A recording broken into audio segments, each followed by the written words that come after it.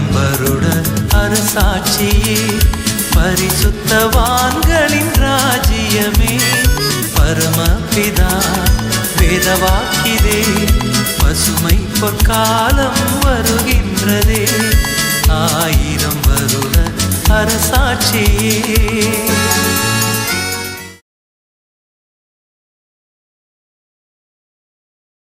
கிறிஸ்தேசுவுக்குள் மிகவும் பிரியமாக அன்பாக அழைக்கப்பட்ட அன்புக்குரிய சகோதர சகோதரிகள் அனைவருக்கும் ஆண்டவராய் இயேசு கிறிஸ்து பரமபிதாவாகிய தேவனுடைய அன்பின் நாமத்தினாலும் உங்கள் அனைவரின் வணக்கம் வாழ்த்துக்கள் இந்த தெரிவித்துக் கொள்கின்றோம். விசேஷமாக நமது பிதாவாகிய தேவன் நமது வாழ்நாளில் ஒரு நாளை சேர்த்து கொடுத்து இந்த நாளிலும் கூட தேவனுடைய கிருபையினால் நம் சகோதர சகோதரிகளாக இந்த புதன்கிழமை மாலை பொழுதில் ஒன்றிணைந்து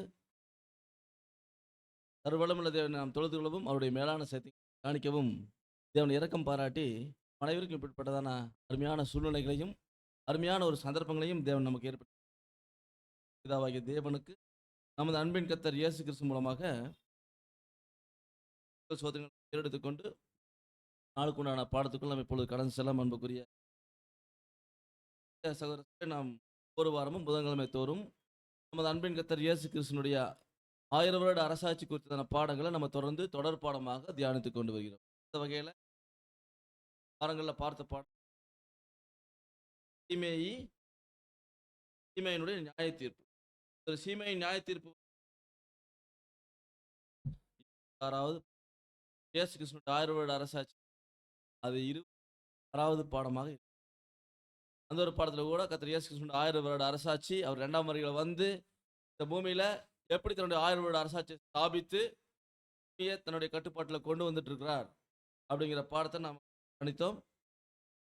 இந்த நாளிலும் கூட நாம் ஒரு அருமையான பாடத்தை தான் தியானிக்க போகின்றோம். கர்த்தர் இயேசு கிறிஸ்துவினுடைய 1000 வருட அரசாட்சியில அதாவது 46வது சங்கீதம்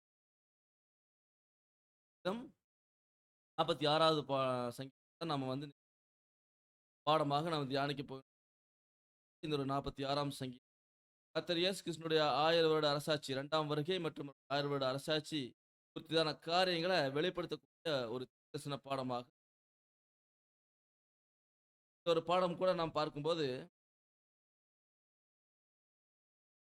அதாவது 46வது சங்கீதம் 46வது சங்கீதம் அதுல ஆதார வசனம் 46ல ஆதார வசனமே 1-10 முடிய வசனங்கள் ஆதார வசனங்கள் அதிகாரம் நாம் அதில் நம் முதல் வசனம் பார்க்க 46ஆம் சங்கீதம் 1ஆம் வசனம். தேவன் நமக்கு அடைக்கலமும் பலனும் ஆபத்து காலத்தில் அனுகூலமான துணையுமானவர். பாருங்க வசனம் சங்கீதம் 46:1 தேவன் நமக்கு அடைக்கலமும் பலனும் ஆபத்து காலத்தில் அனுகூலமான துணையுமாய். அப்போ யாருக்கு தேவன் அடைக்கலம் பலனுமா இருக்கு? ஆபத்து காலம்னு சொல்ற ஆபத்து காலம் யாருக்கு அவர் அனுகூலமா? அன்புக்குரிய சகோதரர் சொல்லி நல்லா கவனிக்கலாம். அதாவது இந்த பூமியில தேவன் வந்து மனு குலத்தை படைச்சார். அதாவது அவரு சாயலாக அவர் ரூபத்தின் மனிதனை படைத்தார். அந்த மனிதன் மூலமாக ஒரு தேவ பக்தி உள்ள சந்ததி இந்த பூமியில வர வேண்டும். அந்த தேவ பக்தி உள்ள சந்ததி பிதாவாகிய தேவனையும் கர்த்தரையும் மட்டுமே தொழுது கொண்டு இந்த பூமியில அவர் இழுக்க வேண்டும் என்பதுதான் தேவனுடைய தெய்வீக திட்டம். ஒரு தேவ பக்தியுள்ள சந்ததியா இந்த பூமியில வரணும்னு எதிர்ப்பு. ஆனா நம்ம ஆரம்பத்துல பார்த்தோம் ஆதாம் மற்றும் ஏவாள் அவர்கள் இருவரும் நம்ம ஆதி பெற்றோர். அவர்கள் செய்துட்டதான பாவத்தின் சம்பளம் மரணம்.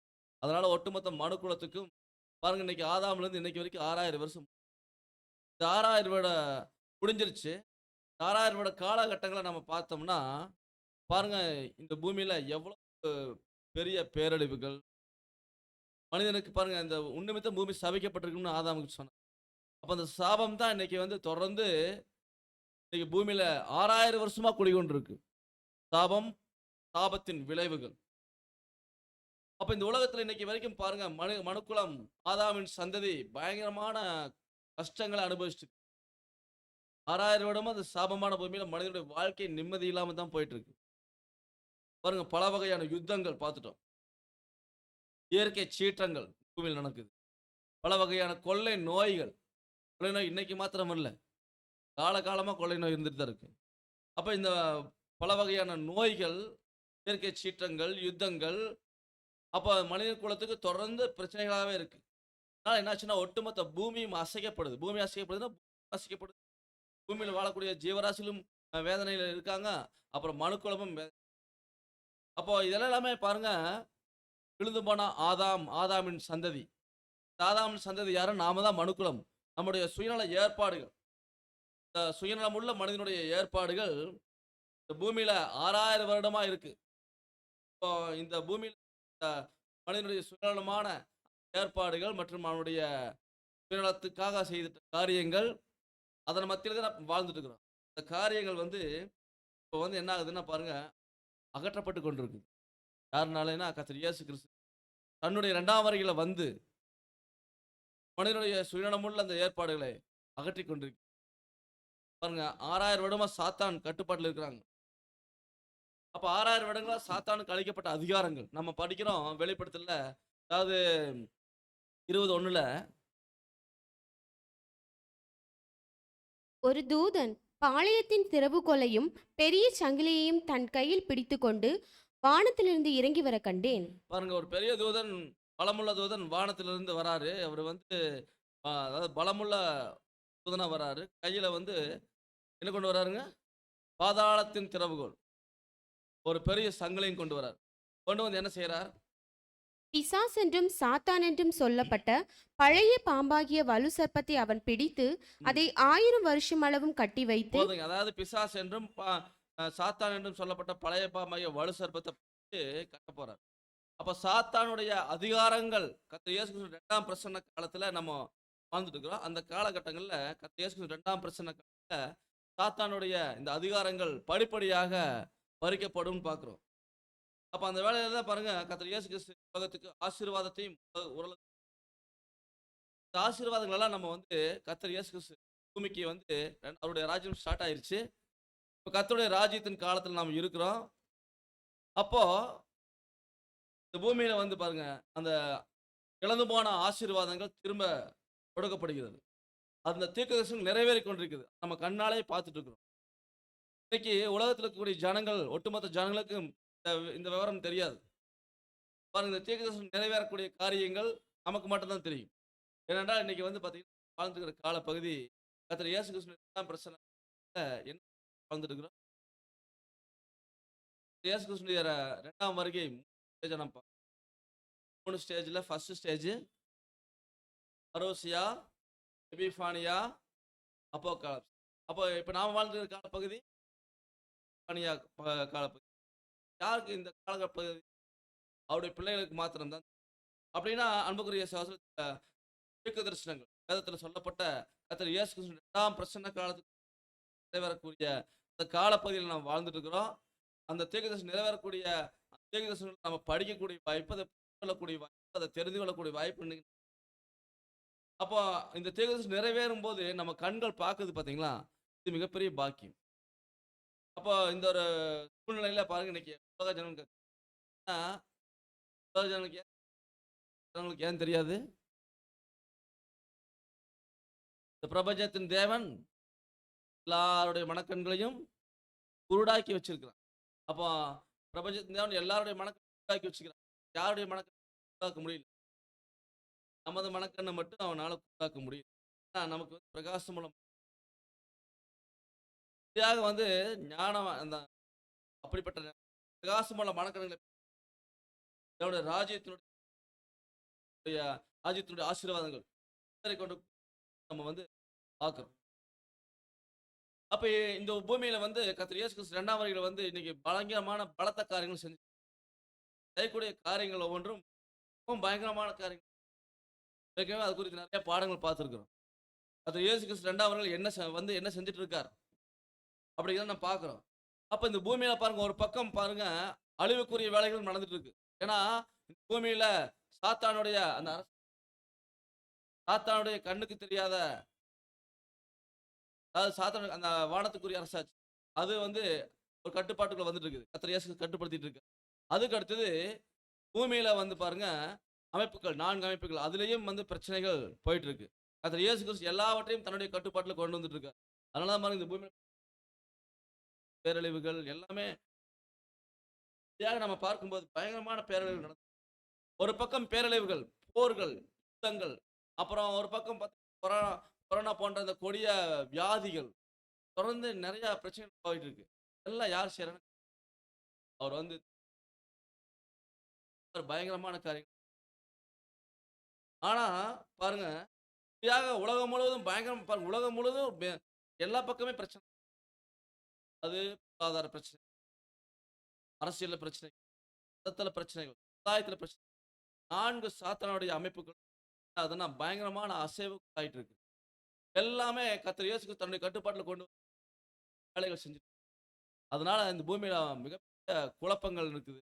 பூமியில நிறைய பிரச்சனைகள் போயிட்டு இருக்கு. பாருங்க, இன்னைக்கு மனிதனுடைய சூழ்நிலை பார்க்கும்போது ரொம்பவும் பயங்கரமா இருக்கு. இன்னைக்கெல்லாம் பார்த்தீங்கன்னா, நியூஸ்ல எடுத்தாலே பாருங்க, ஒரு நாள் காலையில இருந்து நியூஸ் எடுத்தாலே டெய்லி கா அதாவது ஹெட்டிங்ல பார்க்கும்போது இன்னைக்கு நிறைய பேர் செத்து போயிட்டாங்க. இன்னைக்கு 17 பேர் மிசோராம்ல செத்துட்டாங்க. நம்ம இயற்கை சீற்றம், பாறைகள் உருண்டு நேத்து 27 பேர் செத்து போயிட்டாங்க. காரணம் வந்து ஒரு ஹாஸ்பிட்டல், குழந்தைகள் ஹாஸ்பிட்டல். அதுக்கு முந்தின நாள் ஒரு கேளிக்கை விடுதியில. இப்படி டெய்லியும் பார்த்தீங்கன்னா, மனிதர்கள் பயங்கரமான பிரச்சனை. அப்போ ஒரு பக்கம் பயங்கரமான அழிவுகளுக்குள்ள போயிட்டு இருக்கிறோம். போர்கள், யுத்தங்கள். நம்ம வந்து இந்தியாவுல வாழ்ந்துருக்கிறோம், பரவால்ல. இப்போ இந்த சவுதி அரேபியா கண்ட்ரீஸ் போன்ற அந்த நாடுகள்ல பார்க்கும்போது, அரபு நாடுகள்ல வந்து பார்த்தீங்கன்னா, பயங்கரமான பிரச்சனைகளும் போயிட்டு இருக்கு. அங்கெல்லாம் மக்கள் வந்து நம்மள மாரி ஃப்ரீயா, பயம் இல்லாம உட்கார்ந்து இந்த மாரி பாடம் கேட்க முடியாது. சப்ஜெக்ட் கேட்க முடியாது. எப்போ குண்டு விழுகுமோன்னு, எப்போ நம்ம இருக்கிற அந்த கட்டடத்து மேல குண்டு விழுகுமோ அப்படின்னு பாருங்க, அங்கெல்லாம் சர்வசாதாரணம் நடக்கு. அங்க பாருங்க குண்டு விழுகுது. பாட்டு கேஷுவலா அவன் வேலைய பார்க்குறான். வந்து அப்படியே அவங்க வந்து பழகி போயிடுச்சு. இதெல்லாம் இந்த மனிதர்களுக்கு வந்து பார்த்தீங்கன்னா, இன்னைக்கு ஆபத்து தான் சூழ்ந்திருக்கு. ஒட்டுமொத்த பூமியிலேயும் பாருங்க, பெரிய அசைவுகள், மிகப்பெரிய ஆபத்து மேகம் சூழ்ந்திருக்கு. ஆனா, உலகத்துக்கு அது ஆபத்து மேகம். ஆனா தேவன் வந்து ஒரு சில இந்த பூமியில வாழ்ந்துட்டு ஒரு சில பிள்ளைகளுக்கு, அவருடைய பிள்ளைகளுக்கு அவர் பாதுகாப்பு தரார். அதான் சங்கீதம்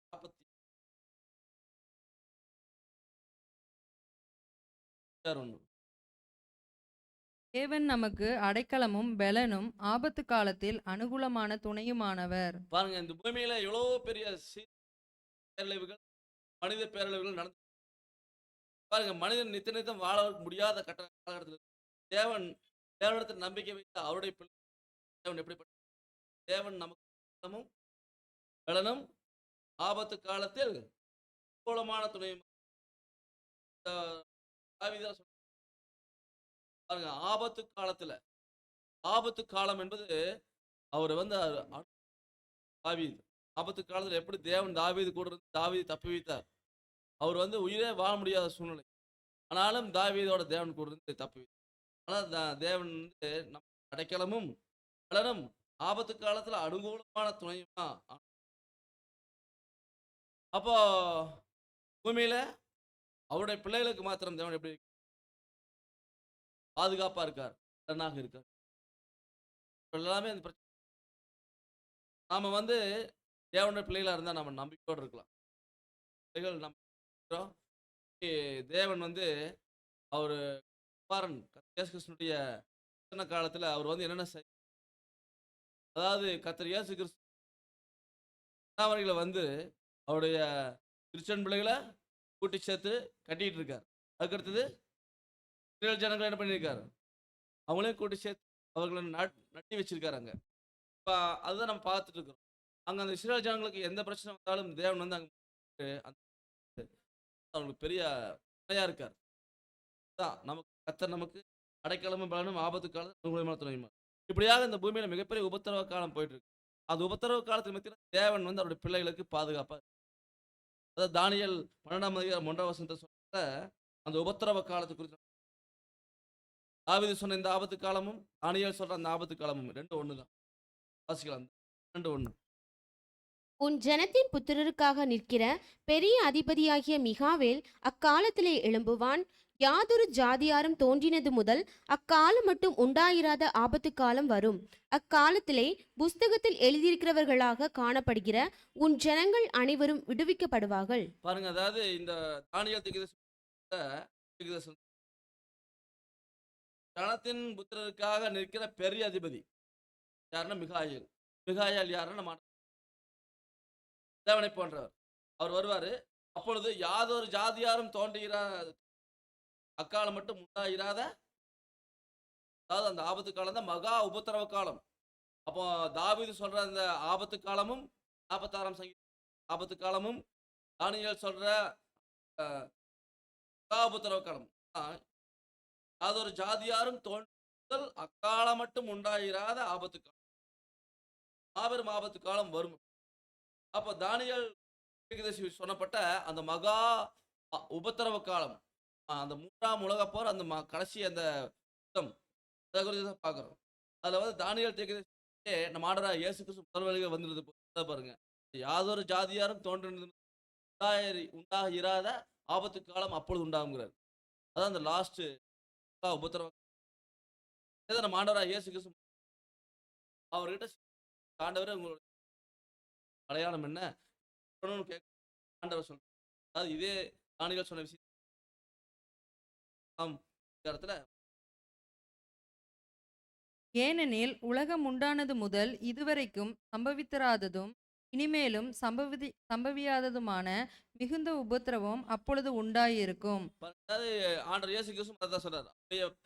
வருகை காலகட்டத்தில் உலகம் உண்டானது முதல் இதுவரைக்கும் சம்பவித்திராத, ஆதாமிலிருந்து இன்னும் உலகம் போயிட்டு இருக்கு. உலகம் உண்டானது முதல் இன்னும் சம்பவித்திராது, இனிமேலும் அப்படி ஒரு அப்பேற்பட்ட மிகுந்த உபத்திரவ காலம் அப்பொழுது உண்டாயிருக்குமா. எப்பொழுது? அப்போ இந்த ஒரு சுவிசேஷ யுகத்தின் பிரசன்ன காலம் இப்போ வந்து பார்த்தீங்கன்னா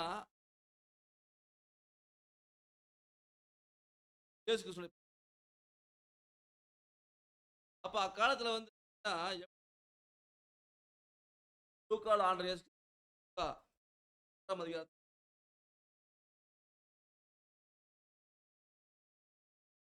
சூரியனிலும் சந்திரனிலும் நட்சத்திரங்களிலும் அடையாளங்கள் தோன்றும்.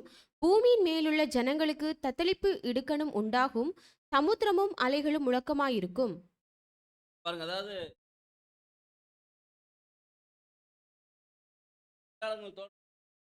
பூமி மேலுள்ள தத்தளிப்பும் இடுக்கணும் உண்டாகுமா. இந்த லாஸ்ட் டேஸ்ல இந்த மகா உபத்திரவ காலம் நடக்கும்போது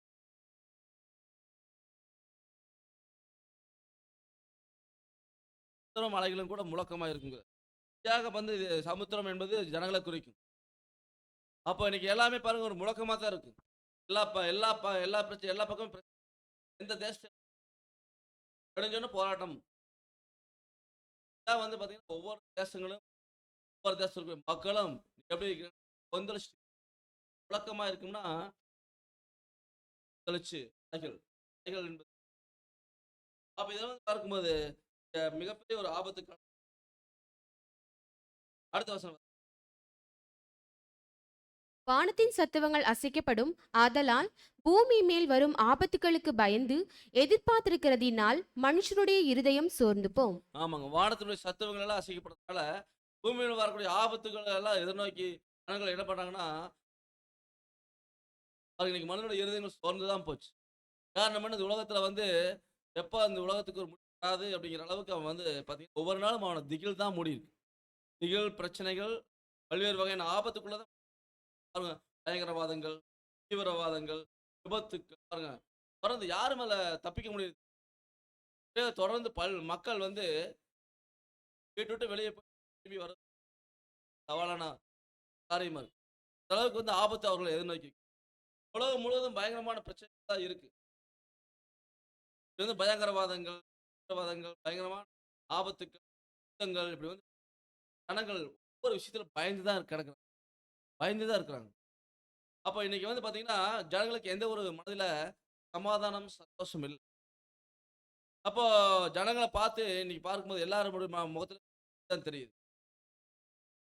அப்போ இது வந்து எப்போ அவருக்கு அந்த சந்தோஷம் சமாதானம் கிடைக்கும்னா, கண்ணுக்கு தெரியுற தேவனுடைய ராஜ்யத்துல தான் கிடைக்கும். ஆனா இன்னைக்கு இந்த பூமியில வந்து எவ்வளவு பெரிய ஆபத்துகள் வரும்பொழுது, இங்க வந்து தேவன் என்ன பண்ணார்? ஒரு பக்கம் அழிவுகள் நடக்கும். ஒரு பக்கம் வந்து என்ன பண்ணார்? தேவன் வந்து அவருடைய பிள்ளைகளுக்கு, அதாவது தேவன் நமக்கு அடைக்கலமும் பலனும் ஆபத்து காலத்துல அனுகூலமான துணையுமா இருக்காரு அப்படின்னு சொல்லி. அப்ப சங்கீதம் 46ஆம் சங்கீதத்துல தாவீது சொல்றார். அதாவது 1ஆம் வசனம் வாசிக்கலாம். தேவன் நமக்கு அடைக்கலமும் பெலனும் ஆபத்து காலத்தில் அனுகூலமான துணை. இப்ப இந்த பூமி இவ்வளவு பெரிய மகா உபத்திரவ காலத்துல சிக்கி இருக்கும்போது, தேவன் எப்படி இருக்காருன்னா, அவருடைய பிள்ளைகளுக்கு, நமக்குன்னா அவர் தேவ பிள்ளைகளுக்கு அடைக்கலமா இருக்காரு. அடைக்கலம்னா ஒரு பாதுகாப்பா இருக்காரு. பலனா இருக்காரு. அப்புறம் ஆபத்து காலத்துல அனுகூலமான துணையா இருக்கார். ஆபத்து காலத்துல தேவன் தான் நமக்கு அனுகூலமான துணை. அதான் சொல்றாரு பாருங்க 2ஆம் வசனம்.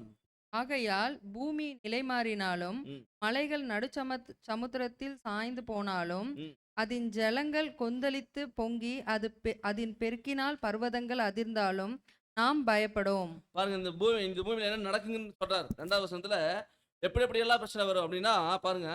அதாவது ஆகையால் பூமி நிலை மாறினாலும், பூமியே நிலை மாறக்கூடிய சூழ்நிலை கூட வருமா? பூமி நிலை மாறினாலும், மலைகள் வந்து நடுச்சமுத்திரத்துல சாஞ்சு போனாலும் எப்படி இருக்கும்? அவ்வளவு பெரிய மலைகள் எல்லாம் நடுச்சமுத்திரத்துல சாஞ்சு போனாலும், அதன் ஜலங்கள் கொந்தளித்து பொங்கி அதன் பெருக்கினால பர்வதங்கள் அதிர்ந்தாலும் நாம் பயப்படோம். அப்படி இப்படியெல்லாம் அந்த பூமியில் நடக்கும்போது பயம் இல்லாம இருக்க முடியுமா? பயப்படத்தான் வேணும். ஆனா அப்படி நடந்தா கூட தாவீது சொல்றாரு, நீங்க நம்ம பயப்படும். பூமி அவ்வளவு பெரிய ஒரு ஆபத்தை சந்திச்சு கொண்டு இருக்குது. ஆனாலும் தேவ பிள்ளைகள் வந்து எப்படி சொல்லுவாங்களாமா, என்ன நடந்தாலும் நாங்க பயப்பட மாட்டோம் அப்படின்னு சொல்லுவாங்க. அது மாதிரி தாவீது சொல்ற மாதிரி தான் சொல்லுவாங்களாம். அதாவது பூமியே நிலை மாறினாலும், மலைகள் நடுசமுத்திரத்துல சாஞ்சு போனாலும், ஜலங்கள் எல்லாம் கொந்தளிச்சு போய் அதன் பெருக்கினால வந்து பர்வதங்கள் அதிர்ந்தாலும் நான் பயப்படுவோம். பூமியில அதுக்கான தான் போயிட்டு இருக்கு. பூமியில பாருங்க, எல்லாமே தீர்க்கதரிசன பாஷையில சொல்லப்பட்டிருக்கு. பூமி நிலை மாறினாலும், பூமியினுடைய நிலைகள் மாறப்போகுது. அப்புறம் மலைகள், பெரிய பெரிய மலைகள் போன்ற ராஜ்யங்கள், பெரிய பெரிய ராஜ்யங்கள் இதெல்லாம் வந்து பார்த்தீங்கன்னா, நடு சமுத்திரத்துல சாய்ந்து போனாலும், நடு சமுத்திரம் என்பது ஜலப்பிரவாகம். அப்படி ஜலப்பிரவாகம் என்பது மக்கள் கொந்தளிச்சுட்டு இருக்காங்க. அந்த கொந்தளிப்புல சிக்கி இன்னைக்கு எத்தனையோ நாடுகள் சின்னாபனமாயிடுச்சு மக்கள் புரட்சியில. அதுக்கடுத்தது அதன் பெருக்குனால பர்வதம் என்பது மலைகளை காட்டிலும் பெரிய பெரிய உயர்ந்த மலைகள், வல்லரசு நாடுகள் எல்லாம் வந்து அதிர்ந்தாலும், இன்னைக்கெல்லாம் அதிர்ந்து கொண்டு இருக்குது. வல்லரசு நாடுகளே இன்னைக்கு அதிர்ந்துட்டு இருக்கு. எல்லாம் என்ன நடந்தாலும் தாவீது சொல்றாரு, நாம் பயப்படும் என்றால் தேவன் நமக்கு அடைக்கலமும் பலனும் ஆபத்து காலத்தில் அனுகூலமானது. நாம் நினைக்கிறோம் அன்புக்குரிய சகோதரர், இன்னைக்கு வந்து தேவனுடைய பாதுகாப்பு இன்னைக்கு அவருடைய பிள்ளைகள் மேலதான், அவருடைய முழு கவனமும் அவர் பிள்ளைகள் மேலதான் இருக்கு. பூமியில எவ்வளவு பெரிய சூழ்நிலைகள் வரும்போது கூட இன்னைக்கு தேவன் அவருடைய பிள்ளைகள் மேல அவருடைய கண் பார்த்துட்டு இருக்கார். அப்போ இந்த இதைத்தான் அப்போஸ்தலன் பவுல் சொல்றாரு கலாத்தியர் 1ஆம் அதிகாரம் 4ஆம் வசனம். கலாத்தியர் 1ஆம் அதிகாரம் 4ஆம் வசனம். ம். அவர் நம்மை இப்பொழுது இருக்கிற பொல்லாத பிரபஞ்சத்தினின்று விடுவிக்கும்படி நம்முடைய பிதாவாகிய தேவனுடைய சித்தத்தின்படியே நம்முடைய பாவங்களுக்காக தம்மை தாமே ஒப்பு கொடுத்தார். பாருங்க, இப்பொழுது இருக்கிறது பொல்லாத பிரபஞ்சம். அவர் நம்மை பாருங்க, அவர் நம்மை நாம் எல்லாம் அவர் நம்மை இப்பொழுது இருக்கிற பொல்லாத பிரபஞ்சத்தினை விடுவிக்கும்படி. இந்த பொல்லாத பிரபஞ்சம் பிரபஞ்சத்துக்கு அதிபதியா இருக்கிறவன் இந்த தேவன் சாத்தான். ஏன்னா முதல் உலகம் 2ஆம் உலகமே அவன் கட்டுப்பாட்டில் தான் எனக்கு இருக்கு. அப்ப இந்த பிரபஞ்சத்தின் தேவனானவன் அவனே பொல்லாங்கன். அவன் கட்டுப்பாட்டில் கூடிய இந்த பூமியும் பொல்லாங்கான பூமியா தான் இருக்கு. அதான் சொல்றாரு, பொல்லாத பிரபஞ்சம்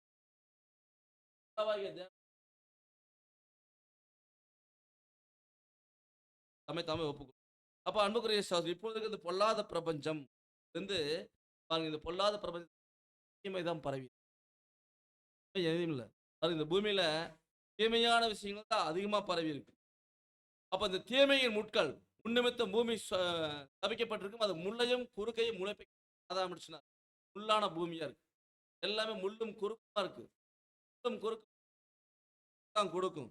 அப்ப இந்த தீமையான விஷயங்கள் பரவி இருக்கு. 6000 வருடமா பரவி இருக்கு. அப்ப இந்த முட்களை எல்லாம் அகற்றுறதுங்கிறது சாதாரணமான வேலையா? பாருங்க, இன்னைக்கு வந்து இந்த முள்ளு செடிகள் அகற்றுறத அது வந்து சாதாரணமான வேலை. முள்ளு செடிகள் அகற்றுறது அது போய் வேலை இறங்கி அப்ப அந்த தீமையான முட்கள் இந்த பூமி முழுவதும் 6000 வருடமா பரவி இருக்குது. ஒட்டுமொத்த மனுக்குலம் பூமி எல்லாமே அந்த கஷ்டப்பட்டு இருக்கிறாங்க. அப்படி இருக்கும்போது அதுல இருந்து இந்த தீமையான விஷயங்கள் இது ஆபரேஷன்ஸ் ஆண்டவராக இயேசு கிறிஸ்து செய்ய வேண்டியது இருக்கு. அந்த செய்யும் பொழுது என்ன ஆகுதுன்னா இந்த பூமியில மிகப்பெரிய அழிவுகள் ஏற்படுது. கர்த்தர் இயேசு கிறிஸ்து பாருங்க சாத்தானுடைய அரசாங்க ராஜ்யத்தை அவன் கட்டுப்பாட்டுல இருந்து தன்னுடைய கட்டுப்பாட்டு கொண்டு வரார். அப்படின்னா ஒரு ராஜா கிட்ட ஒரு ராஜ்யம் இருக்கு. அந்த ராஜா கிட்ட இருக்கிற ராஜ்யத்தை இன்னொரு ராஜா கேப்சர் பண்றாருன்னா அங்க மாபெரும் ஒரு யுத்தம் நடந்தா தான் அந்த ராஜ்யம் அவர் கட்டுப்பாட்டில் வரும்.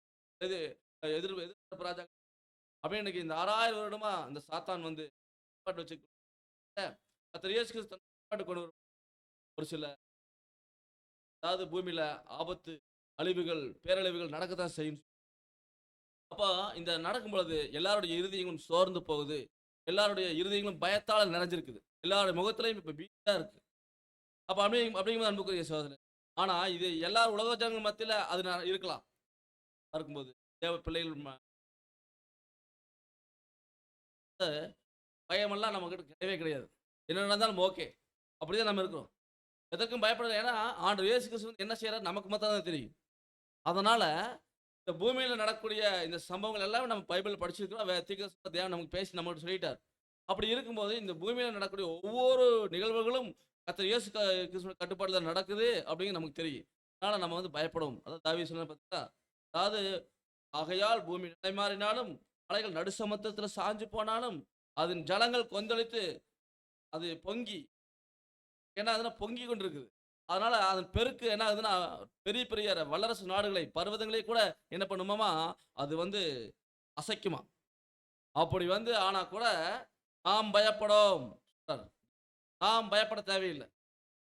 நமக்கு வந்து தேவன் அடைக்கலம் பலனும் ஆபத்து காலத்துல அனுகூலமான துணையுமா இருக்கார். அப்ப நமக்கு தேவன் நமக்கு புகலிடமா இருக்கார். நமக்கு பாதுகாப்பு அரணா இருக்கார். கோட்டையாக இருக்கு. அவ அன்புக்குரிய சகோதரனே, பூமி என்பது பாருங்க சொல்லப்பட்ட பூமியினுடைய தற்கால உலக சமுதாய அமைப்புகள். ஃபர்ஸ்ட் பாயிண்ட் பூமி நிலை மாறினாலும் இது முதல் பாயிண்ட். என்னன்னா பூமி என்பது தற்கால உலக சமுதாய அமைப்பை குறித்தான் நம்ம படிக்கிறோம். பொல்லாத பிரபஞ்சம் அந்த தீமையின் வேர்களை அகற்றி. அதனால ஒரு சில சூழ்நிலைகள் முள்ளு செடி அகற்ற போனா முள்ளு குத்ததான் செய்யும். அப்படிங்கும்போது அது முள்ளு செடி தீரும். அதனால மக்கள் பாதிக்கப்பட்டே தீர்வார்கள். அப்படின்னா பாருங்க அன்புக்குரிய முதல் பாயிண்ட் பூமி நிலைமாறினாலும் அப்படின்னா உலக சமுதாய அமைப்புகள் மாற்றி அமைக்கப்படும். அது வந்து மாற்றி அமைக்கப்படும்னா சாத்தான் கட்டுப்பாட்டில் இருக்கிற அந்த 4 அமைப்புகளும் கர்த்தர் இயேசு கிறிஸ்து தன்னுடைய கட்டுப்பாடு கொண்டு வரும் பொழுது அங்க வந்து ஒரு அசைவு இல்லாமல் கொண்டு வர முடியாது. அதை நம்ம பார்த்தோம். அதனால வந்து இப்படியாவது சூழ்நிலை நடக்கும்போது நம்ம பயப்பட வேண்டாங்கிறார். நாம் பயப்படும். தேவன் நமக்கு புகலிடமா இருக்கார். தேவன் நமக்கு பலன். தேவன் நமக்கு கோட்டையாக இருக்கார். அதுக்கடுத்து 2வது வந்து பார்த்தீங்கன்னா பர்வதங்கள் அறிந்தாலும் அதாவது பர்வதங்கள்னு பார்க்க. அப்போ இது வந்து நான் பார்க்குற இந்த வல்லரசு நாடு ராஜ்யங்கள் எல்லாமே காணாமல்.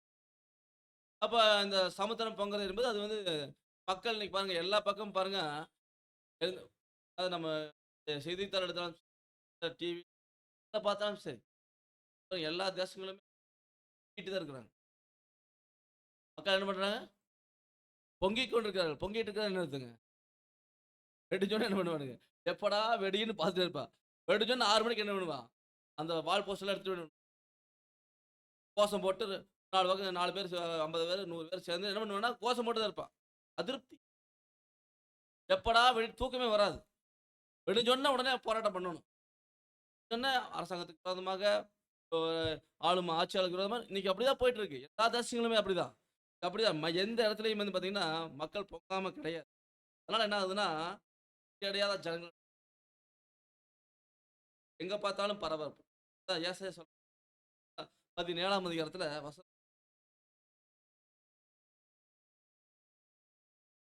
ஐயோ, கடல்கள் கொந்தளிக்கிறது போல கொந்தளிக்கிற அநேக ஜனங்களின் திரளும் பலத்த தண்ணீர்கள் இறைக்கிறது போல இறைகிற ஜனக்கூட்டங்களின் அமளியும் உண்டாயிருக்கிறது.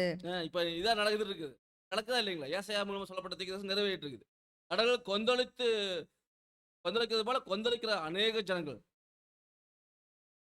நாமளே சில கொந்தளிக்கிறோம். புரியுதுனுங்க. அப்போ உலக ஜனங்கள் என்ன ஆகணும், கொந்தளிச்சு தான் இருக்கிறாங்க. அப்போ இன்னைக்கு ஜனங்கள் எப்படி கடல் அலைகள் கொந்தளிக்குதோ அது மாதிரி ஜனங்கள் வந்து கொந்தளிச்சுட்டு இருக்கிறாங்க. பலத்த தண்ணீர்னா அது வந்து இறைஞ்சிட்டு தான் இருக்கு. அதாவது சத்தம் வந்துட்டு தான் இருக்கு. கடல் அதோட அலைகள் வந்து மோதிட்டு தான் இருக்கு. கடற்கரையில போய் பாருங்க, அலைகள் வந்து மோதுற சவுண்ட் இரைச்சலா இருக்கு. அப்ப அந்த இறைகிறது போல ஜன கூட்டங்கள் இன்னைக்கு என்ன ஆகுதுன்னா, இறைந்து கொண்டிருக்குது. அமளி, இரைச்சல் இப்படி போயிட்டு இருக்கு. அதுக்கு 13ஆம் வசனம்.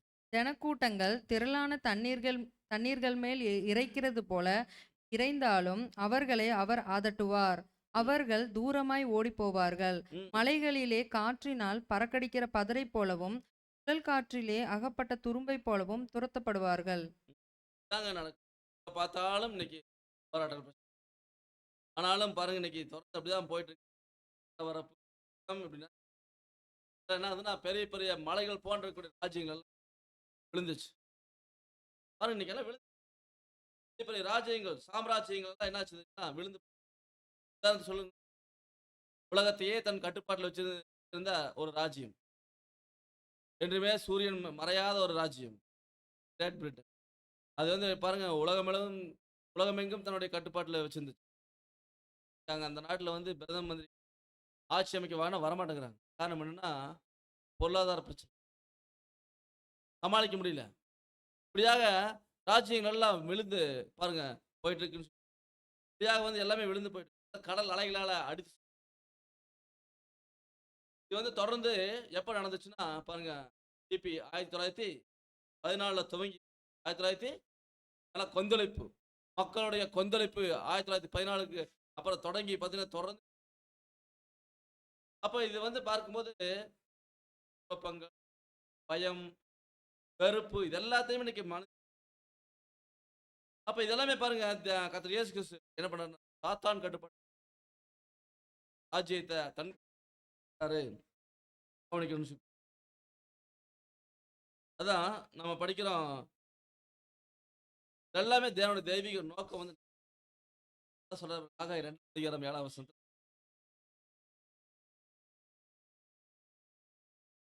ஆக 2:7 ம். சகல ஜாதிகளையும் அசை பண்ணுவேன், சகல ஜாதிகளாலும் விரும்பப்பட்டவர் வருவார், இந்த ஆலயத்தை மகிமையினால் நிறைய பண்ணுவேன் என்று சேனைகளின் கர்த்தர் சொல்கிறார். பாருங்க, அதாவது சகல ஜாதிகளையும் அசைய பண்ணுவேன். அதான் அசைச்சிட்டு எல்லா ஜாதிகளும் எல்லா தேசங்களும் அசைஞ்சு கொண்டிருக்குது. அசைவது என்பது ஒரு தத்தளிச்சுட்டு இருக்குது. பாருங்க, அப்பதான் வந்து சகல ஜாதிகளாலும் விரும்பப்பட்டவர் வருவார். ஆஃப் ஆல் நேஷன் கம் அப்படின்னு நம்ம இங்கிலீஷ் ஆஃப் ஆல் நேஷன்ஸ், எல்லா ஜாதிகளும் விரும்பப்பட்டவர். இன்னைக்கு எல்லா ஜாதிகளும் விரும்ப பாருங்க, எல்லா ஜாதிகளும் எல்லா தேசங்களும் எல்லாமே அசைஞ்சிட்டு இருக்குது. ஆனா இன்னைக்கு அசையும் போது கூட இன்னைக்கு இயேசு கிறிஸ்து விரும்புறாங்களான்னா, நான் போய் சொன்னா பாருங்க, இன்னைக்கெல்லாம் வந்து இயேசு கிறிஸ்து. அப்ப இன்னைக்கு வந்து பார்க்கும்போது எல்லா ஜாதியிலும் அசை பண்ணுவேன். அப்ப சகல ஜாதிகளாலும் விரும்பப்பட்டவர் வருவார் அப்படின்னா எல்லா ஜாதிகளும் இப்ப இயேசு கிறிஸ்து விரும்புறாங்களான்னா, ஜாதியிலும் எல்லா தேசங்களும் இயேசு கிறிஸ்து என்ன சொல்ல வர்றாருன்னா, the desire of all nations shall come அப்படின்னா ஜாதிகளால் விரும்பப்பட்டது வரும். ஜாதியில் என்ன சமாதானமான, சந்தோஷமான, மகிழ்ச்சியான தலைமை, ராஜ்யம், அரசாங்கம், சூழ்நிலை வராதான் விரும்புறாங்க. அதுதான் வந்து வரும் அப்படிங்கிறது சொல்ற. இந்த ஆலயத்தை நான் மகிமையா நிறைய. அப்போ நாம எந்த காலத்துல வாழ்ந்துருக்கோம்னா, சகல ஜாதிகளையும் அசைய பண்ணுவேன் அப்படின்னு சொல்ற இந்த காலகட்டத்தில் நம்ம வாழ்ந்துட்டு இருக்கிறோம். யோசிச்சு பாருங்க, ஜாதியிலும் எந்த தேசம் அசையல? அசைவில்லாத ஒரு தேசத்தை நீங்க காமிங்க. எல்லா தேசங்களும் அசைவுகளை போய் அந்த காலத்தை தான் நம்ம ஜீவித்து. அப்போ இப்ப அச்சத்தில் இருக்கக்கூடிய ஒட்டுமொத்த மனுக்களும், அச்சத்தில் இருக்கக்கூடிய ஜனங்கள் ஏன் நடக்குது, எதனால நடக்குது ஒண்ணு அவங்களுக்கு புரியும். தேவன் அவங்களை பார்த்தாரு. 46 நீங்கள் அமர்ந்திருந்து நானே தேவன் என்று அறிந்து கொள்ளுங்கள். ஜாதிகளுக்குள்ளே உயர்ந்திருப்பேன், பூமியிலே உயர்ந்திருப்பேன். பாருங்க, நீங்கள் அமர்ந்திருந்து நானே தேவன் என்று அறிந்து கொள்ளுங்க. பாருங்க, இன்னைக்கு தெரியாது யார் தேவன், இன்னைக்கு தெரியல. உலகம் முழுவதும் யார் தேவன் தெரியாம கன்ஃபியூஷன் இருக்கு. ஆனா தேவன் சொல்றார், நீங்கள் அமர்ந்திருந்து, இத்தனை பிரச்சனை நடந்துட்டு இருக்குது, அமர்ந்திருந்து நானே தேவன் என்று அறிந்து கொள்ளுங்கள்னு இன்னைக்கு சிக்கி தவிக்கிற ஜனங்களை பார்த்து அமர்ந்திருந்து பொறுமையா வெயிட் பண்ணி பாருங்க, நான் தான் தேவனுங்க உங்களுக்கு தெரியும் அப்படின்னு தேவன் சொல்றார். இன்னைக்கு இதாங்க இன்னைக்கு போயிட்டு இருக்க பூமியில மிகப்பெரிய சூழ்நிலைகள் போயிட்டு இருக்கு. அதாவது இந்த பூமி அதாவது பூமி மிகப்பெரிய ஒரு அழிவுக்குள்ள போயிட்டு இருக்கு. ஒட்டுமொத்த சூழ்நிலைகளும் பார்க்கும் பொழுது மகா உபத்திரவ காலம் வெகு தொலைவில் கிடையாது, மிக மிக சமீபத்தில் தான் இருக்கு. ஏனென்றால் காலமும் முடிய போகுது. சீக்கிரமாக இயேசு கிறிஸ்து கண்ணுக்கு தெரிய ராஜ்யத்தை பூமியில ஸ்தாபிக்க போறார். அதனாலதான் பாருங்க இந்த இவ்வளவு பெரிய சூழ்நிலைகள் போயிட்டு இருக்குன்னு சொல்றாரு. பாருங்க இந்த உலகத்தின் அமைப்புகள் என்ன ஆகுதுன்னா எல்லாமே தத்தளிச்சுட்டு இருக்கு. பூமி வெந்து உருகி போகுன்னு பாக்குறோம். பூமி உருகி போகணும், பூமியை உருகி போகும். பூமி உருகி போகும்னா பூமியே உருகி போகும். பூமியில கூடிய எலிமெண்ட்ஸ் ஆஃப் எர்த், பூமியோட 4 அமைப்புகள் சாத்தானுடைய கட்டுப்பாட்டில் இருக்கு. அப்போ அந்த 4 அமைப்புகள்ல தான் பார்க்கும்போது பூமி உருகி போகும்னு சொல்றாரு. ஜாதிகள் கொந்தளித்தது, ராஜ்யங்கள் தத்தளித்தது. 46 ஜாதிகள் கொந்தளித்தது, ராஜ்யங்கள் தத்தளித்தது, அவர் தமது சத்தத்தை முழங்க பண்ணினார், பூமி உருகி போயிற்று. அதாவது இந்த வசனங்கள் நிறைவேறி கொண்டு காலப்பகுதியில் வாழ்ந்துக்கும். ஜாதிகள் கொந்தளித்தது, ஜாதிகள் கொந்தளிச்சு.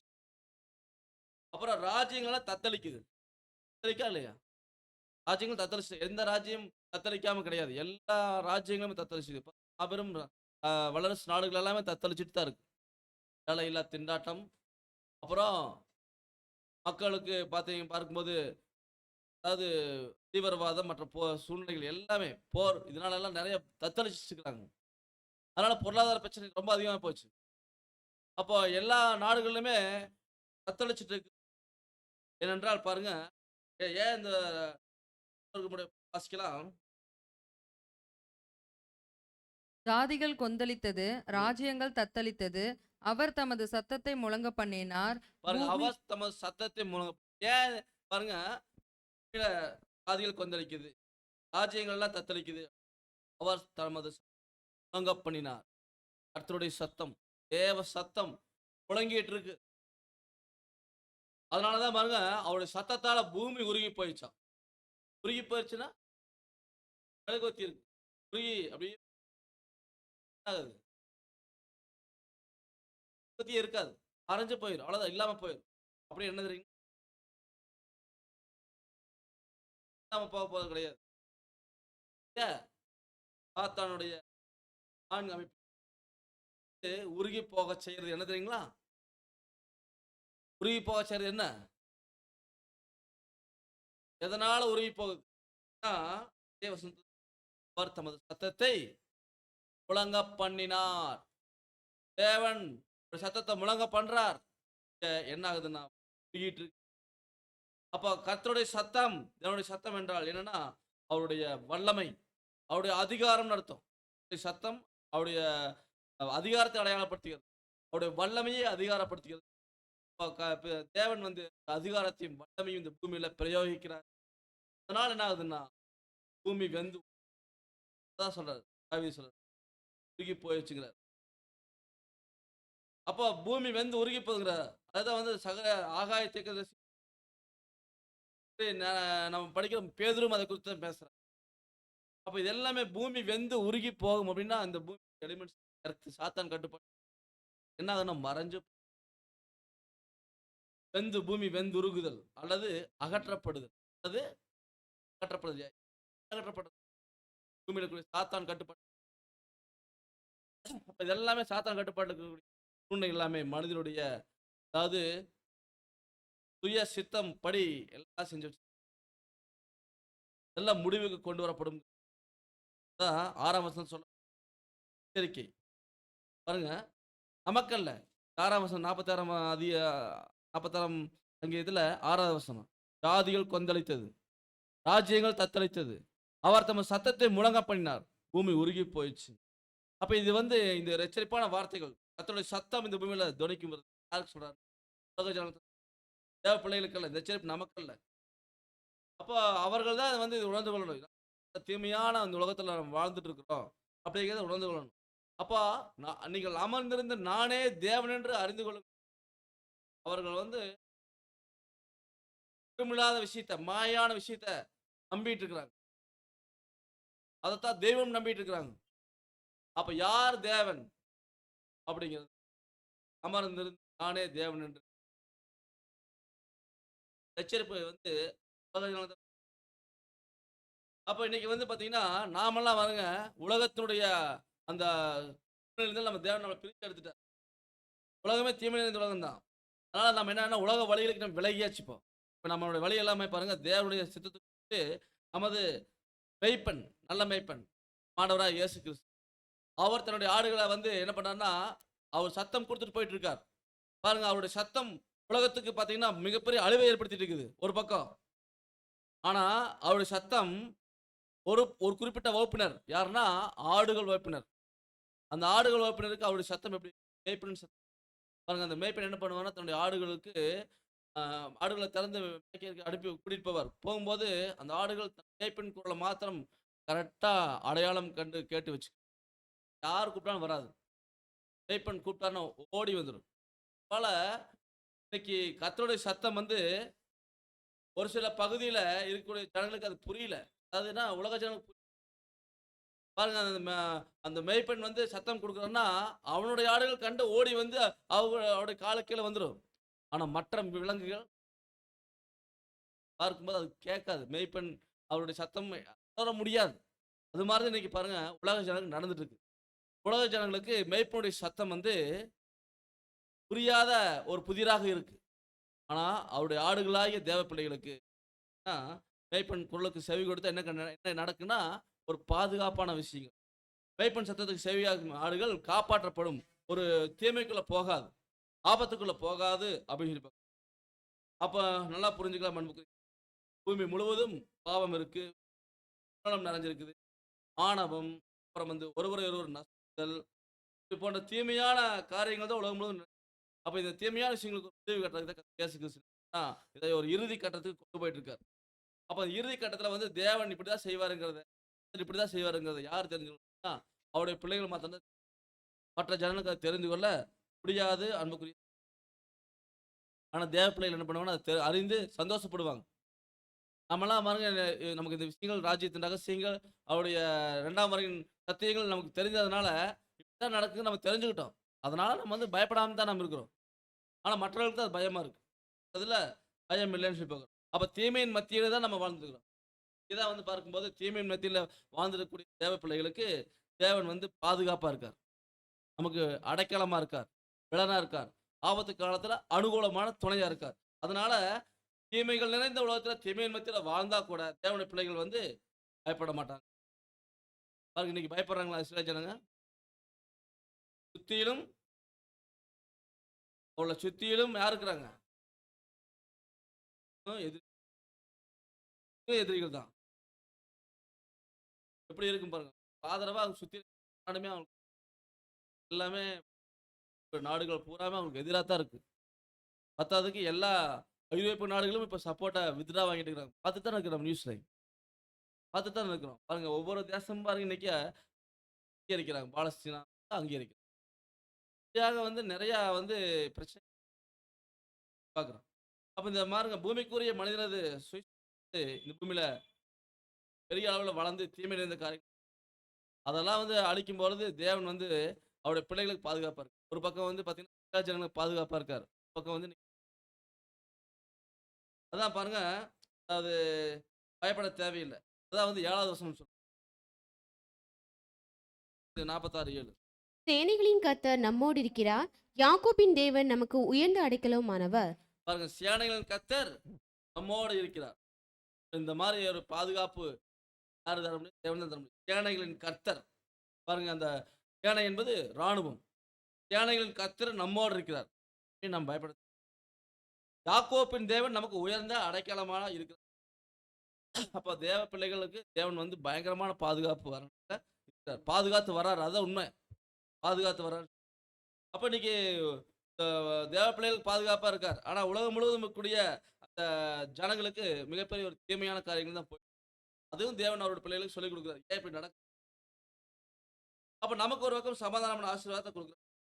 அப்ப அதனால தான் பாருங்க, இந்த பெரிய பேரளவில் திடீர்னு செயற்கை சீட்டு மாறி மாறி வந்து, அப்புறம் திடீர்னு பார்க்கும்போது நிலநடுக்கங்கள், அப்புறம் எரிமலை வெடிப்பு, இப்படி தொடர்ந்து நிறைய பிரச்சனைகள் போயிட்டு தான் இருக்குன்னு சொல்லி தேவன் தான் அனுமதிக்கிறார். தேவன் தான் அதை வந்து அனுமதிக்கிறார். ஏன்னா சாத்தானுடைய கட்டுப்பாட்டுக்குரிய அப்போ இந்த சமுதாயம் எப்படி இருக்குன்னா, ரொம்பவுமே அதிகாரம், ஆணவம் இப்படிதான் இருக்கு. யாரும் வந்து பாருங்க பயப்பட்டு நடக்கிறது கிடையாது. தேவ பயம் எங்கேயுமே இல்ல. எல்லாருமே பாருங்க முரட்டுத்தனமாகவும், பாருங்க எல்லாமே ஒரு அதிகார தோரணையில, அதனால வந்து ஆணவத்தோட தான் நிக்கிறாங்க. இந்த ஒரு ராஜ்யத்தில் இருக்கக்கூடிய ஆட்சியாளர்களோ யாரோ பயப்பட மாதிரி இல்ல. எல்லாருமே என்ன பண்ணாங்க, பூமியினுடைய சூழ்நிலைகள் எல்லாம் 2ஆம் உலகப் போர் கொண்டு போறத கொண்டு போயிட்டு இருக்காங்க. யாருமே வந்து பார்க்கும்போது பயப்படுறது கிடையாது. அதிகாரம், மானவம் கொண்ட சமுதாய அமைப்பு எல்லாவற்றையும் அழிச்சு நாசம் பண்றது. ஒரு தேசம் என்ன சொல்றாங்க, நாங்க அவன மிரட்டுறாங்க. இதை சொல்லிட்டு இருக்கு. நாங்க அப்படி பண்ணி நிறைய அப்படியே சொல்றாங்க. அப்ப எந்த தேசம் பாருங்க, இன்னைக்கு வடகொரியா எடுத்து அவங்க அப்படியே சொல்றாங்க. ரஷ்யா எடுத்துக்கங்க, அவங்க அப்படியே சொல்றாங்க. இன்னைக்கு வந்து எந்த ஒரு தேசமே வந்து சாதாரணமா வந்து சமாதானம் கொண்டு வரலாம்னு பேசுறது கிடையாது. மிரட்டல் தொழில தான் இருக்கிறாங்க. எல்லாமே அதிகாரம், ஆணவம் கொண்ட ஒரு சமுதாய அமைப்பா இருக்கு. அப்ப இது வந்து பார்க்கும்போது இதெல்லாமே ஒரு இந்த பூமியில வந்து மிகப்பெரிய ஒரு பேரழிவை நோக்கி பால்கடிப்பை நடப்பிக்கிற கர்த்தருடைய செய்கைகளை பாருங்கள்.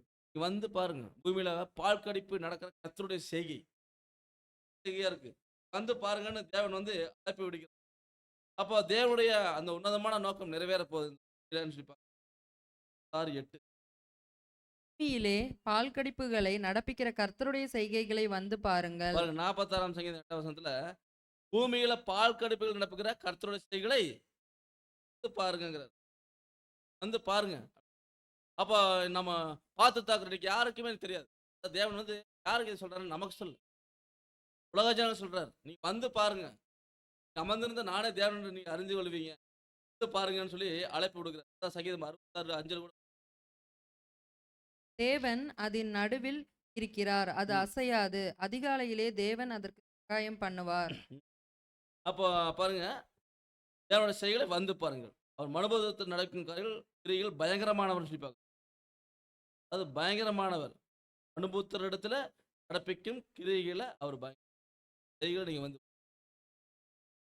ஏன்னா அவர் வந்து அனுபவத்திரத்துல வந்து நடக்க கிரிகள் வந்து இப்போ பயங்கரமா தான் இருக்கு. பயங்கரமான கிரை நடத்திட்டு இருக்காரு. இதான் வந்து என்ன பண்றோம்னா, நீங்க வந்து பாருங்கன்னு தேவன் அழைப்பு கொடுக்குறாரு உலக ஜனங்களுக்கு. நீங்க பாருங்க.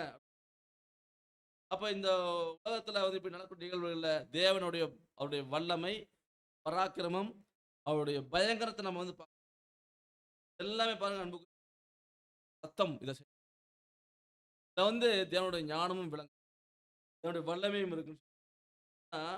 எல்லாமே உலகத்தையும் உலகத்துக்கு முடிவு கொண்டு வந்து என்னுடைய ஆசீர்வாதத்தை, அதாவது தேவனுடைய ஆசீர்வாதத்தை.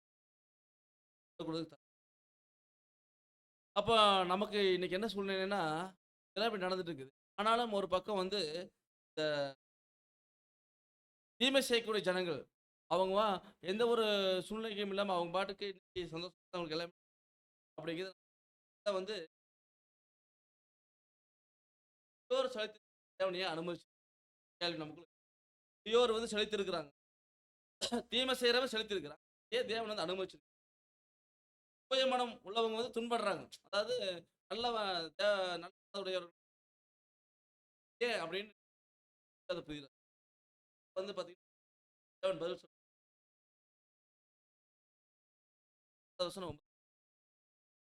ஆகையால் நான் கொள்ளையாட எழும்பும் நாள் மட்டும் எனக்கு காத்திருங்கள் என்று கர்த்தர் சொல்கிறார். என் சினமாகிய உக்கிர கோபத்தை எல்லாம் அவர்கள் மேல் சொரியும்படி ஜாதிகளை சேர்க்கவும் ராஜ்யங்களை கூட்டவும் நான் தீர்மானம் பண்ணினேன். பூமி எல்லாம் என் எரிச்சலின் அக்னியினால் அழியும். எல்லாமே கூட்டுறார் தேவன், ராஜ்யங்கள் எல்லாம் கூட்டுறார். ஒரு பக்கம் கூட்டுறார். செய்யும் அப்படிங்கிறது. அப்பொழுது ஜனங்கள் எல்லாரும் கர்த்தருடைய நாமத்தை தொழுது கொண்டு ஒருமனப்பட்டு அவருக்கு ஆராதனை செய்யும்படிக்கு நான் அவர்கள் பாஷையை சுத்தமான பாஷையாக மாற பண்ணுவேன். ஆனா, பாஷையை நான் சுத்தமான பாஷையா அப்போ அது வரைக்கும் மாறாதுன்னு சொல்லி அது வரைக்கும் தீமை இருப்பான், செய்கிறவன் நன்மை செஞ்சுதான் இருப்பான், அவன் நல்லது செஞ்சுட்டு இருப்பான். அப்போ இப்படியாக வந்து பார்த்தீங்கன்னா அத்தனை காரியங்களும் பாருங்க எல்லாமே தேவன் வந்து நாம வந்து பார்க்கும்போது அது நமக்கு எதிரடையாக கூட இருக்கு. ஆனால் அதை நம்ம வந்து யோசிக்க வேண்டியது அது வந்து எல்லாமே தேவன் இயேசு கிறிஸ்து. அப்போ இந்த சாத்தான் கட்டுப்பாட்டுக்கு இந்த பொல்லாத உலகத்தை இயேசு கிறிஸ்து அதான் செய்கிறாரு. அதான் அப்படி செய்யும்போது என்ன நடக்குகிறதா ஏசாயா தீர்க்கதரிசி 42ஆம் அதிகாரத்தில் 13 மட்டும் கர்த்தர் பராக்கிரம சாவியைப் போல் புறப்பட்டு யுத்த வீரனைப் போல் வைராக்கியம் மூண்டு முழங்கி கர்ஜித்து தம்முடைய சத்துருக்களை மேற்கொள்ளுவார். எப்படி என்ன பண்ணுவாங்கன்னா பராக்கிரமசாலி போல புறப்பட்டு பண்ண போறார். கர்த்தர் பராக்கிரமசாலி போல் புறப்பட்டு யுத்த வீரனை போல ஒரு வைராக்கியம் மூண்டு முழங்கி கர்ஜித்து. அப்போ இங்கேயும் பாருங்க கர்த்தருடைய சத்தம் முழங்கி கர்ஜித்து. முழங்கி கர்ஜித்துனா சிங்கம் தான் கர்ஜிக்கும். எந்த விலங்கு கர்ஜிக்கும்? இன்னைக்கு கர்த்தர் இயேசு கிறிஸ்து யூதா ராஜசிங்கம், அவர் கர்ஜிக்கிறார். யூதா ராஜசிங்கம் இங்க கர்ஜிக்கிறார்.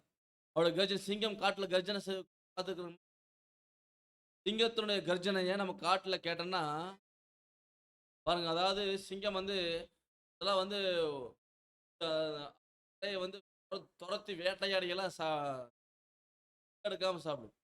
அது வந்து என்னன்னா கர்ஜனை கொடுக்கும். கர்ஜனை கொடுத்துன்னா அந்த காடே எதிரொலிக்கும்.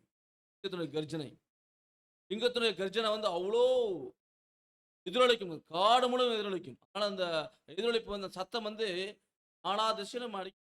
அவ்வளோ வல்லமையான கர்ஜனை அது கர்ஜிக்கும். அப்போ என்ன ஆகுன்னா அந்த சத்தம் வந்து இங்கிருந்து வருதா அங்கிருந்து வருதா எந்த திசையிலிருந்து வருதுன்னு தெரியாது. அதனால மிருகங்களை நம்ம செதறி ஓடும்.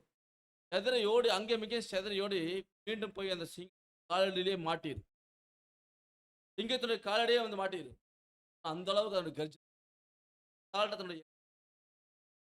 அதுபோல நம்ம ஆண்டவராகிய இயேசு கிறிஸ்து கர்த்தர் பராக்கிரமசாலியை போல புறப்பட்டார். எப்போ?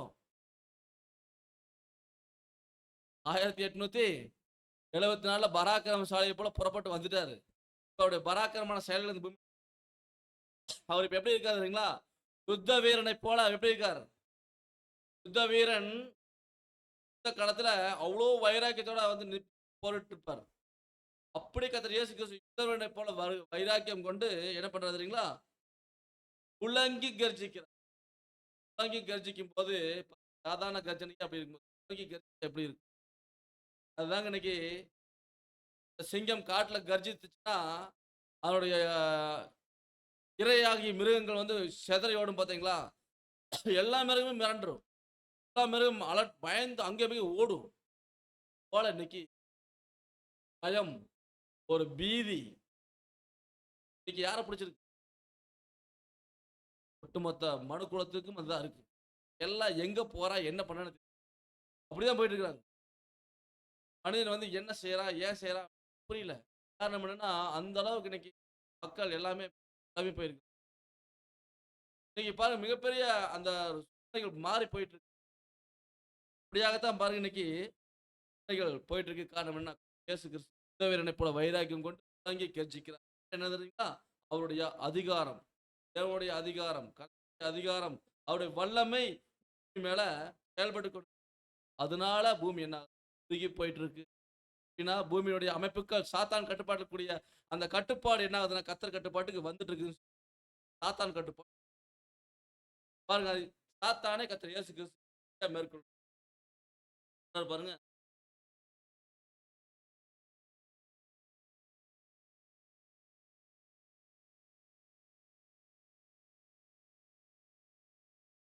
நான் வெகுகாலம் மௌனமாயிருந்தேன், சும்மாயிருந்து எனக்குள்ளே அடக்கிக் கொண்டிருந்தேன். இப்பொழுது பிள்ளை பெறுகிறவளைப் போல சத்தமிட்டு அவர்களை பாழாக்கி விழுங்குவேன். பாருங்க, வெகு காலம் மௌனமா இருந்தேன். வெகு காலம் தேவன் மௌனமா இருக்கார். எத்தனை காலம் மௌனமா இருக்கார்? 6000 வருஷமா மௌனமா இருக்கார்.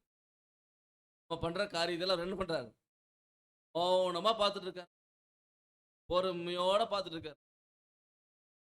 அப்படியே இன்னைக்கு பாருங்க, மனுக்குலம் இன்னைக்கு 6000 வருடமா அவன் பாருங்க, ஒவ்வொரு விஷயத்தையும் வந்து தேவன் பார்த்து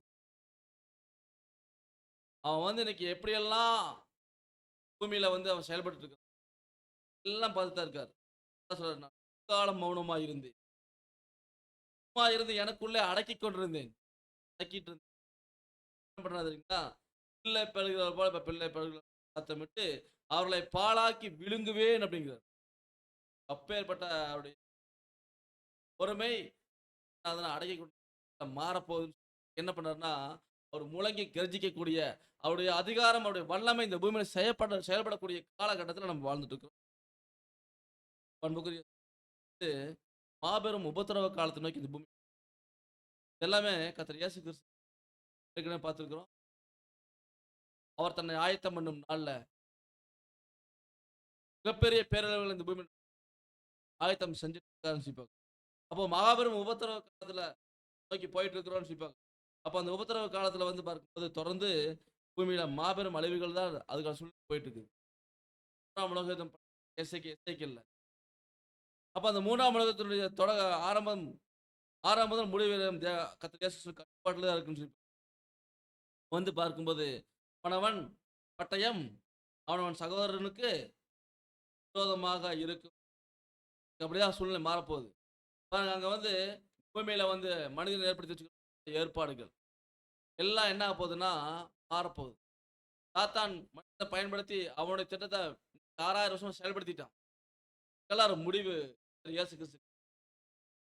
இந்த பூமி ரொம்ப காலம் இப்படியே போகாது. கண்ணால நாம் பார்க்கிறோம். ஒவ்வொரு தேசத்திலும் சூழ்நிலை, ஒவ்வொரு தேசத்திலும் பயங்கரமான பிரச்சனைகள் போயிட்டு இருக்கு. எல்லா தேசங்களுமே அந்த உலகத்துக்கு ஆயத்தமாகி, அதனால மனிதன் என்ன பண்ணுறீங்களா, பயம் காரணமாக ஒருத்தர் நம்ப மாட்டாங்க. ஒருத்தர் அழிச்சுக்குவாங்க. அவங்களே நண்பர்களை, அதாவது அந்த சகோதரனையே என்ன பண்ணுவாங்க, வரப்போகுது. பயம் தான் காரணம். பயம், அவன் நம்மளை அழிச்சிருவானோ, நாம அவனை அழிச்சிடலாம். இப்படியாக வந்து பூமியில ஒரு மாபெரும் யுத்தத்தை நோக்கி போய் இப்ப என்ன பண்ண போறோம்னா, முதல்ல வந்து எல்லாவற்றையும் என்ன, ஆனா பாருங்க, எல்லா அமைப்புகளுமே சாத்தான் கட்டுப்பாடு. ஆனா அதுக்கு முன்பாக ஒரு பேரழிவு நடக்க வேண்டிய, நாம வந்து என்ன சொல்றாருங்க, அது சங்கீதம் 46ல தேவன் நமக்கு அடைக்கலமும் பலனும் ஆபத்து காலத்தில் அனுகூலமான துணையுமானவர். தேவன் நமக்கு அடைக்கலமும் ஆபத்து காலத்தில் அதுலயே பாருங்க 9வது வசனம் வாசிக்கலாம். அவர் பூமியின் கடைமுனை மட்டும் யுத்தங்களை ஓய பண்ணுகிறார்.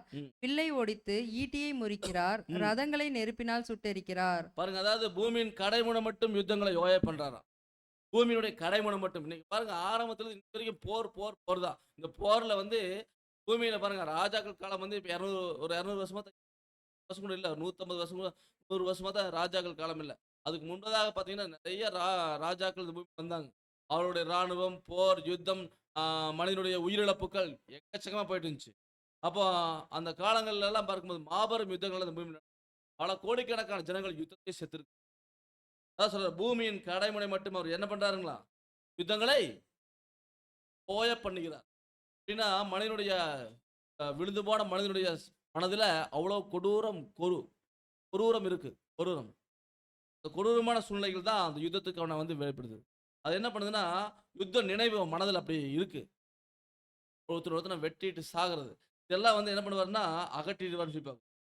மனிதனுடைய முதலாவது ஜனங்களின் மனதிலிருந்து யுத்த நினைவுகளை அகற்றுவாரா. அதான் சொல்றாரு, பூமியின் கடைமுனை மட்டும் யுத்தங்களை ஓய பண்ணுகிறார். ஓய பண்ணதுன்னா ஓய்வுங்கிறது என்னங்க? ஓய்வுன்னா ஓய்வு ஒரு முடிவு. நான் இப்போ கவர்மெண்ட் சர்வீஸ் நமக்கு ஓய்வு கொடுத்தாச்சுன்னா வேலை போகுது, வேண்டாம் கம்முன்னு வீட்டு அப்படிங்கிற மாதிரி அர்த்தம். அது போல ஓய்வுனா அவ்வளவு, அதோட முடிஞ்சிச்சு.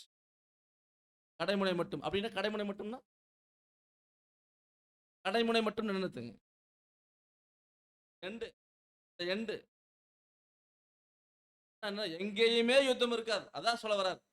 எங்கேயுமே யுத்தம் இருக்காது. யுத்தமே இந்த பூமியில் இருக்காது. யுத்தத்தின் நினைவுகளே மனிதனுடைய மனதை அகற்றி போடுவான்னு சொல்லுவாங்க. அப்போ பாருங்க, இயல்பாகவே ஆரம்பத்திலிருந்து தீமையின் அனுபவத்தையே கற்றுக்கொண்ட மனிதன் மனதிலிருந்து என்ன பண்ணுவார்னா, தீமையான அனுபவங்களை படிப்படியாக வெளியெடுத்துவான்னு சொல்லுவாங்க. பாருங்க, வில்லை ஒடித்து ஈட்டியை முறிக்கிறார். ரதங்களை நெருப்பினால் சுட்டெடுக்கிறார். போருக்கு பயன்படுத்தக்கூடிய அத்தனை ஆயுதங்கள் என்ன பண்ண போகுது, என்ன ஆக போகுதுன்னா, அதை இல்லாம செஞ்சிருவார். நம்ம 3ஆம் உலகம் பாடத்தோட படிச்சிருக்கோமா இல்லைங்களா? மக்கள் என்ன பண்ணுவாங்களா, தன்னுடைய ஈட்டிகளை என்ன பண்ணுவாங்களா, ஈட்டிகளை அரிவாள்களாக அடிப்பார். அப்புறம் தங்களுடைய வில்களை என்ன பண்ணுவாங்க, மண்வெட்டிகளாக அடிப்பாங்க. இது என்னன்னா ஆக்கத்துக்கு பயன்படுத்த போறான்னு சொல்லி பார்க்குறோம். அப்போ பாருங்க, வில்லை ஒடித்து ஈட்டியை முறிக்கிறார், ரதங்களை எல்லாம் நெருப்பினால் சுட்டரிக்கிறார். திருவாரூர் சொல்லி பார்க்குறோம். ஆனால் நம்ம உலக ஜனங்களுக்கு என்ன மெசேஜ் கொடுக்குறார்? 10ஆம் வசனம். நீங்கள் அமர்ந்திருந்து நானே தேவன் என்று அறிந்து கொள்ளுங்கள். ம். ஜாதிகளுக்குள்ளே உயர்ந்திருப்பேன், பூமியிலே உயர்ந்திருப்பேன். தேவன் வந்து கீழ்ப்படியாம போன ஜனங்கள் மனதிலிருந்து என்ன பண்ணுவார், அவங்க நானே தேவன் நீங்க அறிந்து கொள்வீர்கள்ங்கிறார். அறிந்து கொள்ளுங்கள். அப்ப நான் வந்து நீங்க அறிஞ்சதுக்கு அப்புறம் நான் எப்படி இருப்பேன்னா, ஜாதிகளுக்குள்ளே உயர்ந்திருப்பேன், பூமியிலே உயர்ந்திருப்பேன். பாருங்க, யாக்கோப்பின் தேவன் தான் உண்மையான தேவன். போயிட்டு வருவாங்க, எல்லா ஜாதிகளும் கத்திரத்தில் ஓடி வருவாங்க, எல்லா ஜனங்களும் அவரை நோக்கி வருவாங்க. அவரே தேவன் என்று அறிக்கையிடுவார். ஜாதிகளுக்குள்ளே உயர்ந்திருப்பேன், பூமியிலே உயர்ந்திருப்பேன். வந்து இன்னைக்கு இன்னைக்கு இல்லை, நடக்க போகுது, இனிமேல் நடக்க போகுது. அப்ப அன்புக்குரிய தேவனுடைய பாருங்க கற்பனைகள், கட்டளைகள் உலக ஜனங்கள் எல்லாரும் ஏற்றுக்கொண்டு அதை கற்றுக்கொள்ளக்கூடிய சூழ்நிலைகள் வரப்போகுது. இதுதான் இந்த ஒரு கற்றுக்கொள்ளும் போது இந்த பூமியில் எல்லா ஜனங்களும் சந்தோஷப்படுவாங்க, எல்லா ஜனங்களும் சமாதானத்தோட இருப்பார்கள். அப்போ தேவனுடைய தெய்வீக திட்டத்தை எல்லாரும் தெரிஞ்சுக்கிட்டு அதுக்கு மேல என்ன உணர்வாங்கன்னா, தேவனுடைய அந்த அன்பு, மாபெரும் அன்பை ஜனங்கள் எல்லாரும் உணர்ந்துக்குவாங்க. அமர்ந்திருந்து நானே தேவன் என்று அறிந்து கொள்ளுங்கள் அப்படின்னு சொல்ல, அறிந்து கொள்ளுவார்கள். அறிந்து கொண்டு என்ன பண்ணணும், தேவனை அது எல்லாவற்றுக்கும் சத்தம். இப்ப என்ன நடந்துச்சுன்னா, காலத்துல குழப்பமான சூழ்நிலை இருக்கு. ஏன்னா பூமி நிலை மாறுது, சமுத்திரத்துல மலைகளை நடு சமுத்திரத்துல காஞ்சு போகுது, பர்வதங்கள் அதனுடைய பெருக்கினால என்ன ஆகுதுன்னா அதிருது. இதெல்லாம் இன்னைக்கு போயிட்டு இருக்கு. குழப்பமான சூழ்நிலை தான், பயமான சூழ்நிலை தான் இருக்கு. கர்த்தருடைய சத்தம் இதை செஞ்சுட்டு இருக்கு. கர்த்தர் தனது சத்தத்தை முழங்க பண்ணினார். கர்த்தருடைய சத்தம் இந்த பூமியில் என்ன பண்ணுதுன்னா இதை செஞ்சுட்டு இருக்கு.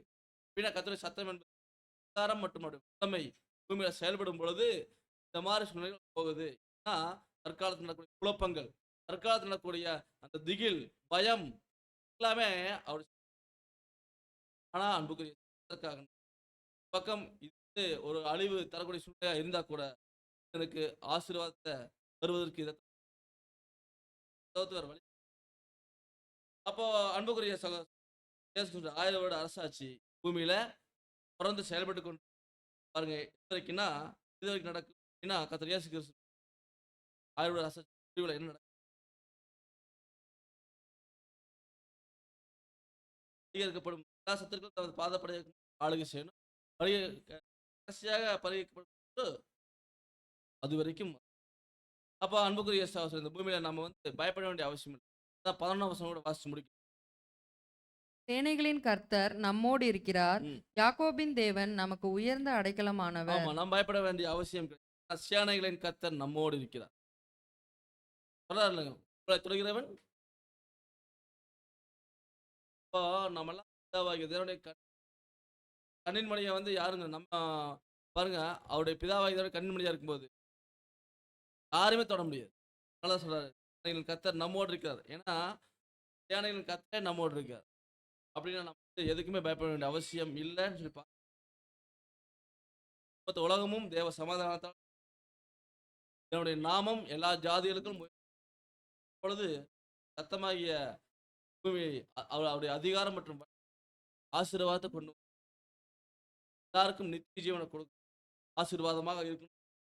எல்லாருடைய பாஷையும் என்ன பாஷையாயிருமா, சுத்தமான ஒரே பாஷையா மாறுமா. ஒரே பாஷை. இப்ப எத்தனை பாஷை இருக்கு? நிறைய பாஷைகள். இந்தியாவை என்ன சொல்றாங்கன்னா மொழிகளின் கண்காட்சின்னு சொல்றாங்க. இந்தியாவை மொழிகளின் கண்காட்சி. இந்தியாவில் மட்டுமே 1800 மொழிகள் பேச முடியும். இந்தியாவில் மாத்திரமே 1800 மொழிகள் பேச முடியும். இப்ப பாஷை எங்க தோன்றுச்சு? பாபேல் கோபுரம் கட்டும்போது அங்க நிம்ரோத் அந்த சூழ்நிலை தான் அங்க பாஷைகள் உருவாகி எல்லாம் அந்த பாஷையில் எங்க மாறுமா? ஒரே பாஷையா மாறுவார். இந்த மலையில் இந்த மலையில கர்த்தருடைய பர்வதமாகிய ஆலயம் பர்வதம் ஸ்தாபிக்கப்படும். அந்த மலையில பாஷை சுத்தமான ஒரே பாஷை. என்ன பாஷை? சத்திய பாஷை. உலகமெங்கிலும் உண்டாயிருக்கும். ஒட்டுமொத்த மனுக்களும் சொல்லுவாங்களா இந்த வசனத்தை அப்படின்னா 11ஆம் வசனம். இப்போ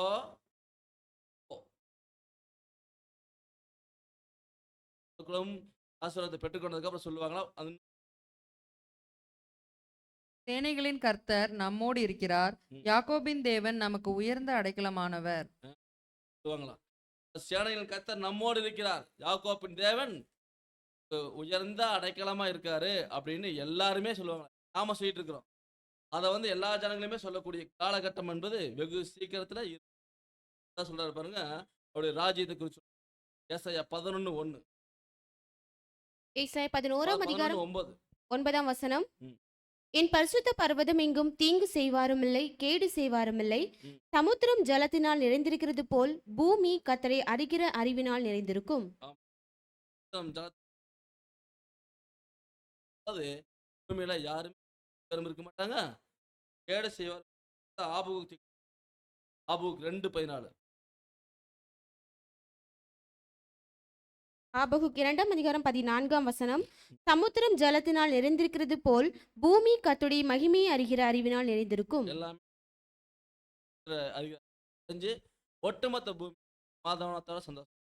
அதனால அன்புக்குரிய இப்போ வந்து தேவனுடைய சத்தம் வந்து என்ன பண்ணிட்டு இருக்குன்னா அதை செஞ்சு. அதனால நம்ம பொறுமையோடு இருந்து ஒட்டுமொத்த மனுக்குலமும் ஆசீர்வாத சொந்தத்துக்கு நாம் நமது பங்கு.